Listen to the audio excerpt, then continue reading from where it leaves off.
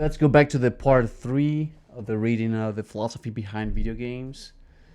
And we are now talking about the fact that maybe having too much challenge is not a good idea to have fun. So the main problem with the game developers is exactly how to find the best balance between challenge and easiness. Like for example, you have to be careful of not offering a so easy game to someone and not so difficult one. Thank God we have the different levels to choose, of course, but it is important to have a normal experience, a standard experience to define what is your game anyway. So before arguing about the pleasure of the challenge, we must remember that such pleasure only occurs in how easy it is to reason about the problem, not referring to the solution itself. In other words, only those who are capable of being challenged in a fair fight take pleasure in the challenge, making it an easy task. Hardly anyone would find pleasure in finding a ball in a completely dark room without any clues. Randomness does not bring any ease. It would actually create a great feeling of wasted time. Not that is inappropriate for the purposes of enjoyment, but in this case it was misapplied. Given the intentionality of the mind and our capacity to refer our mind to things, to make connections, to connect A to B, this always works linking one factor to another. Consider this as a rule, such as that of randomness is by definition the lack of connection between terms in a given mode. So, if you are dealing with a random thing, of course you are connecting ideas, but you are doing this without any specific rule, and this wouldn't give you pleasure because although you are simply respecting the tendency of your mind to think, you wouldn't be thinking in a certain logic, and of course there wouldn't be fun within this. So maybe the games in general are always teaching something very interesting about ourselves, that we need to think to have fun. We have to use logic. We really used to see some connections to start to have fun. And of course, I'm not exactly talking about the funniness behind sex, for example, having a meal. But that's why we will argue that those kind of animal happiness are that maybe they might be intense, but they are not so predictable. And it's part of our science as human beings to know how to predict things, to know how to standardize and make predictable the things that we want to be close to us, like fun, for example. And the video games are a very good station for this. When we talk about ease, now we are not referring to a mental copulation of ideas and promoted by intentionality. If it really works like that, uh,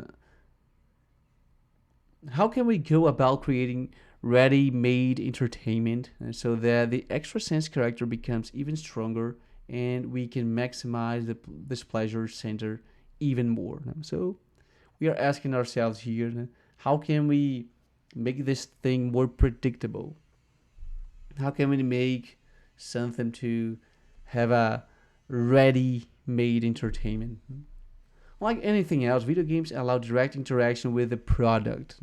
Direct because, unlike other sources of entertainment, when there is an extrasensory interaction, it is passive, indirect. That is, the spectator just waits for the composition to reach him, and only after that can he generate the subjective fruits of the experience for the sake of your pleasure, of his pleasure.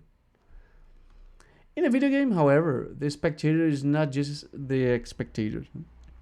Just like in other games, he acts. Just like in other games, the facts and results only unfold based on the player's will. Although, to be a game, it must follow a minimum standard line uh, thought out by the creator.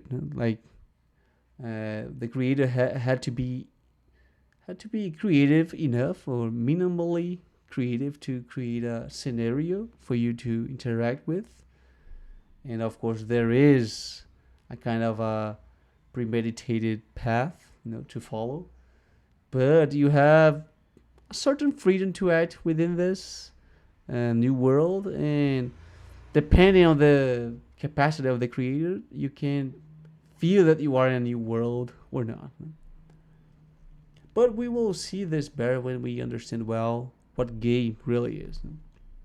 The important thing now is to make it clear that the video game is not just a game, as it appeals to electronic device that facilitate and maximize the way of dealing with it, providing another obvious pleasure by allowing the use of the senses in a less laborious way, since it is more given like a film and much better defined, unlike they're different from books, comic books, and whatever, no? For using more devices and elements to express themselves. No? Its big advantage, no, is this sum of factors. No? The machine automates compliance with rules, for example. So you don't have to worry yourself with the compliance of rules. No? To agree with the rules, no? to have a judge. Now, the electronic device will be your judge already, so you can only focus on the fun and how to be the best player in that reality. As we have seen, less obvious media can indeed provide more pleasure, as it is relatively variable for each reader. And the film is even more obvious and well defined than the video game, as it does not have a direct relationship with the viewer. It tends to produce almost the same effect on most people. But the idea is precisely to set up a center in which there are all these elements, even if they are sometimes weakened, so that there is a greater probability of providing pleasure to those who are enjoying it. I kind of average that for a species, like we are talking about us, right, that does not work with absolutes, it's quite satisfactory. So this is the idea of video games. For us, in our perspective, using it as an entertainment, that would be a good, if not the best, and we are arguing that this is the best idea to have fun in life. We are trying to make a station that makes you have all kinds of fun, trying to use all of your senses in a simulated world. Maybe if you can imagine. Not talking about the text itself, but what would it be the best future for us? How can we have a better future than we have right now? We are creating technology to help us with the things that we don't want to have problems or trouble with. But this is not enough. Like, for example, I've been having fun playing video games while I project myself into a hero in a different and alternate world. But the thing is, the best thing that can happen to us in the future to make us feel better is living in a simulation. We would have to make an entire new simulation in which I can be wherever I want. If I want to fly, I will fly. If I want to be the richest person in the world, I would be. So the video game is the first step of simulating new ideas, new lives for yourself. So it's easy to see that this is the best way. And of course, when we finally live the simulation in the future, that would be different, but with the same concept of the video game. So now you are seeing where I'm trying to reach at. I'm telling you that the video game is not a way to have fun, but it's practically our ideal, is the objective of the human mind, is the thing that we want the most. The video game that we know right now, the electronic device, is just a simple way to see what the future holds for us. What we actually want is to live in the future where I can do whatever I want. The video game therefore has this power and this plural proposal to maximize the contribution to the necessary activity of the mental copulations, because we are always making this calculation, A to B. We are always thinking about something. Even though there are many types of objectives to be fulfilled, infinite hobbies and sources of pleasure, whose qualities vary for each thinking thing, a la René Descartes.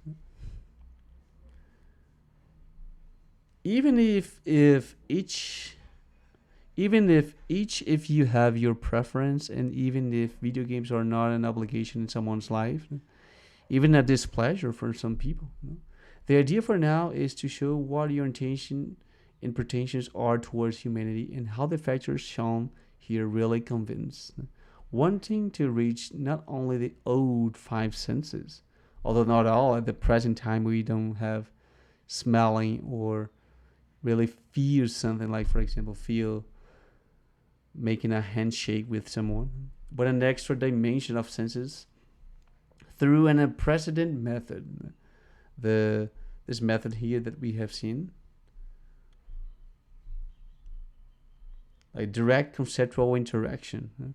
This is the best thing that we can do to have more fun, to simulate dangerous situations or pleasurable situations that we don't have access to. And this is just the first step for the absolute simulation that would be the best thing to do in the future, right? The video game aims to reach the core and extreme of the human capacity for pleasure. This, of course, in view of the human beings, supposed creators, and who still treat it as a tool for such purposes. So we are still thinking that video games are something to serve us, but they're not. They are not a something. Like I've told you guys, this is just a manifestation of our real objective, which is to have pleasure. And the best way to have pleasure is to simulate a world. And the video game is the first step for this. If the video games are not essentially and primarily a pleasure for our mind, what is they? Oh, Jesus, no? Completely wrong. What are they here? No? Just for you to see that I wasn't the responsible for the translation to English, no? But it's a good track for us. No? So the conclusion of the first topic was to realize that although it seems that the video game has been created to makes us happy, actually, if we are considering it as a creation of the human being, that would be something to make us happy, But we are going to verify that they are as existent as we are, and they can consider like our own species, the humankind, as the thing that they have created. So since you start to make this identification, we don't actually know who was the first one. Have we created the video games, or the video games have created us? Just because in the essence of the video game, we are seeing that they are active. They can interact with us. And using that behavioral argument that just because it behaves like me, it might be like me. It can be similar to my own species. No? So we are going to reach the conclusion that video games are just like us. No? Just because this is the best manifestation. And of course, you can imagine that I'm talking about robots, artificial intelligence. The video games that we knew in 1980s were just the beginning of this tendency that we actually don't know whether we are the creations or the creators. So we are discovering something about ourselves. So in the next video, we are going to see the video game ontology and the main elements. We have a lot of things to talk. Maybe I'll make a quick analysis of these things, because I don't like this English too, and I will try to not focus myself too much on this syntax, right?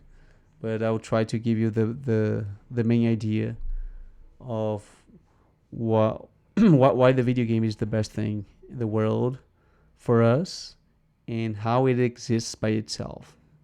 Bye bye. See you in the next video, and don't forget to like it and share with your friends.